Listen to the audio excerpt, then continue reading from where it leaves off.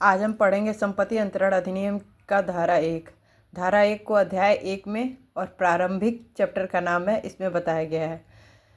धारा 1 में बताया गया है संक्षिप्त नाम।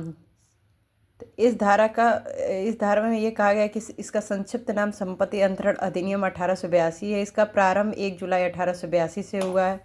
और इस धारा में ये भी बताया गया है कि संपत्ति अंतरण अधिनियम संपूर्ण भारत पर लागू है, सिवाय जब ये लागू हुआ था उस समय मुंबई, दिल्ली और पंजाब में लागू नहीं था और पार्ट बी स्टेट में लागू नहीं था। तो मुंबई में 1 जनवरी 1893 के बाद से लागू है। ऐसे ही उसके बाद से कुछ टाइम बाद दिल्ली में भी लागू हो गया, लेकिन पंजाब में अभी भी ट्रांसफ़र ऑफ प्रॉपर्टी लागू नहीं है, वहाँ लॉ ऑफ जस्टिस इक्विटी कॉन्सिनेंस लागू है। और पार्ट बी स्टेट जैसे जम्मू कश्मीर हो गया, हैदराबाद हो गया, पटियाला हो गया, ईस्ट पंजाब हो गया, इन सब जगहों पे भी लागू नहीं था, लेकिन इन सब जगहों पे भी अब लागू है।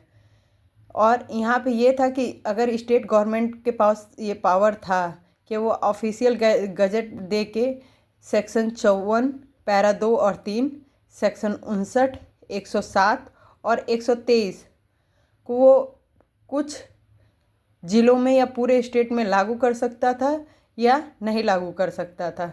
मतलब अगर वो चाहे तो पूरे स्टेट में भी लागू कर सकता था, और अगर वो चाहे तो कुछ ज़िलों में भी लागू कर सकता था। और जहाँ जहाँ ये सेक्शन लागू नहीं होगा वहाँ इंडियन रजिस्ट्रेशन एक्ट 1908 भी लागू नहीं होगा।